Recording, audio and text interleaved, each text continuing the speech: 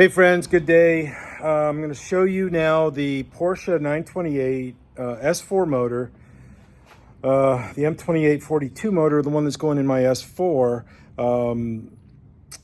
Put the second bank of valve train in the passenger side of the vehicle, and I'm just going to show you now some of the steps I've done that are according to the book, and there it is. So let me turn the camera around and show you, okay?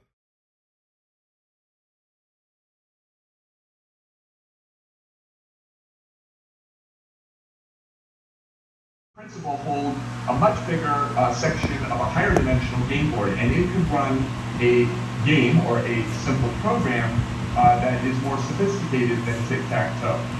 Certain games can produce probability distributions for how game quasi-particles, which are ripples, patterns, can emerge as the game plays out.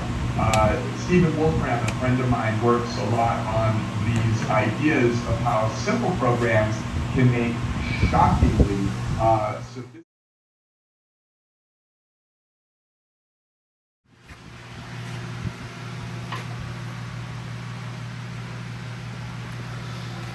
So I've already snugged the main caps down. Now I'm going to go torque it down to 10 Newton meters.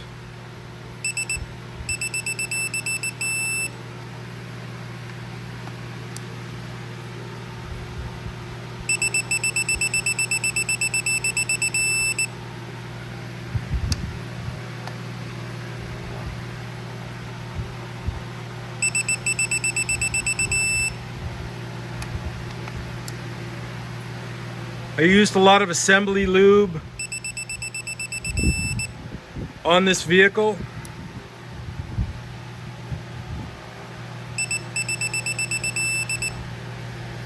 So it's kind of weird holding the camera, holding the phone, trying to do the work.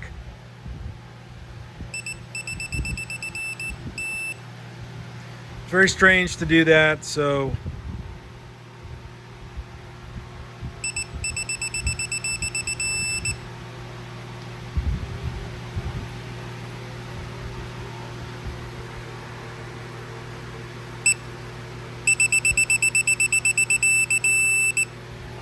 remember, it's a European car, so the values are all in Newton meters. Even though we're American and we do it differently, I'm going to still stick by to everything in the metric system. Sometimes you can get away with a half-inch drive on a 13 millimeter, but this kind of stuff you can't.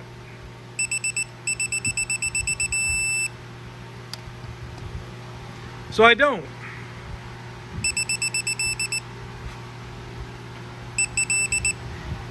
I had to take a couple lifters from the original M28 41 motor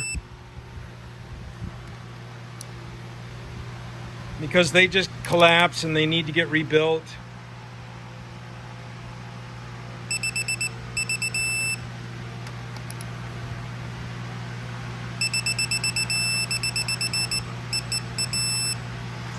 Okay, so let me double check.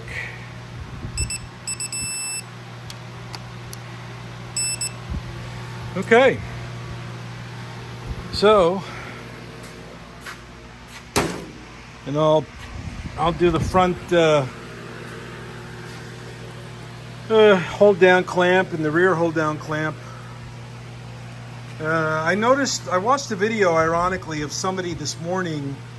Well, they didn't do it this morning, but the video I watched this morning of a guy working on his S4 motor when the motor was in the car, and he was trying to gain access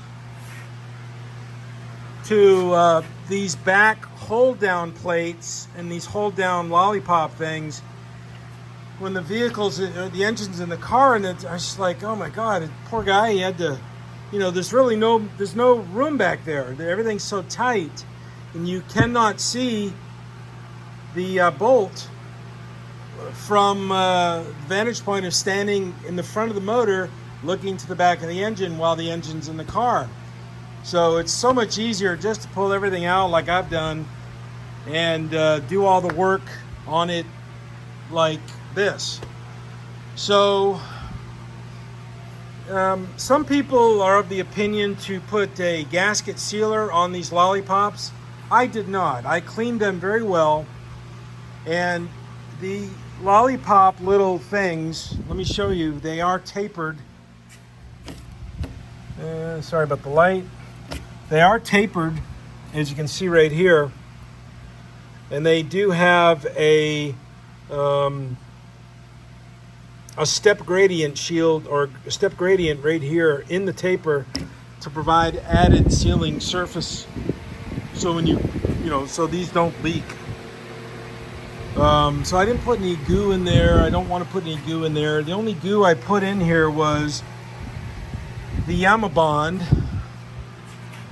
you know, very tight sealant that I used on the cradle, because don't forget, this cradle, I had to pull this thing apart because of the aforementioned earlier videos crack down here and block, which I had to get repaired. So I put the Yamabond here, torqued it down to 10 Newton meters on the rear cap, even though there's no reason for doing so other than the book says. And I was able to put these pins in here to hold the oil pressure at bay so it doesn't leak out all over the place. Now on this bank, I was able to use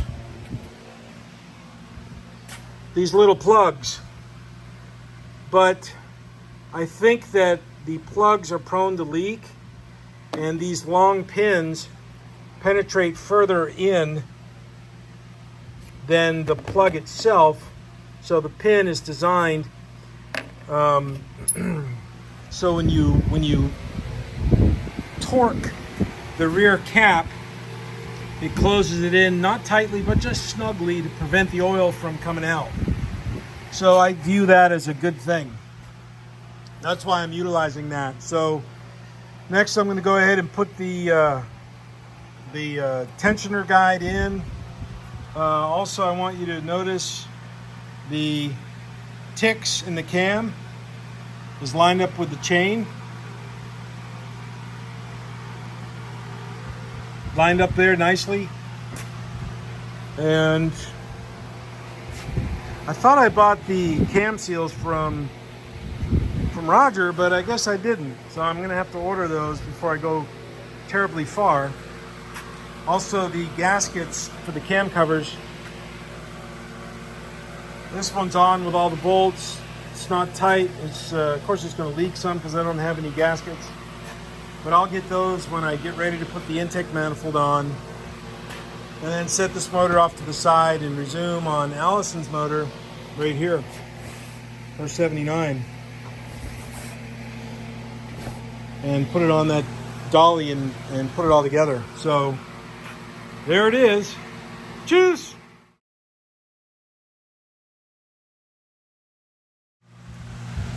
Okay friends, putting the camera right above this. I'm going to spin this drivetrain. The motor's set at 4.5, 45 degrees.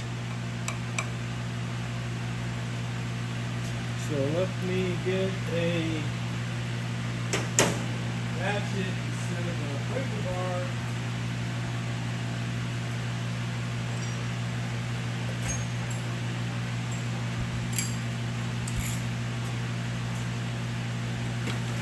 And just turn this thing over.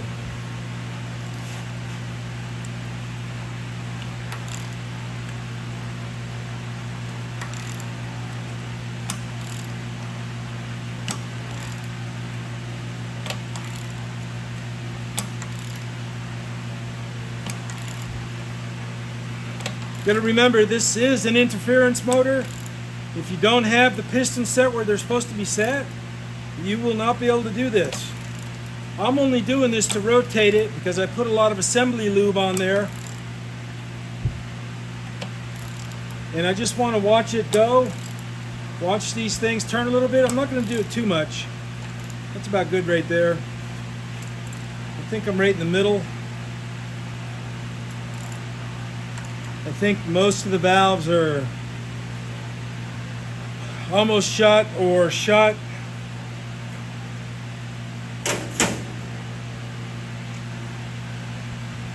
So now that nut locked up quite a bit, so I've got to pull it off.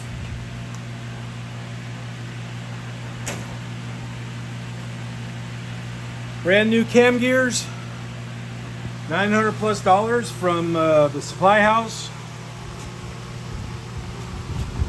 Not cheap. I told a friend of mine who used to be a machinist how much these cam gears cost, and he said he would have threw the whole motor out. Threw the whole motor out and put a Chevrolet engine in the car, which I understand a lot of people do that, but I'm not gonna. I'm gonna stick with what I can do, what I know, and I want to make, you know, Porsche is Porsche, so keep them all together.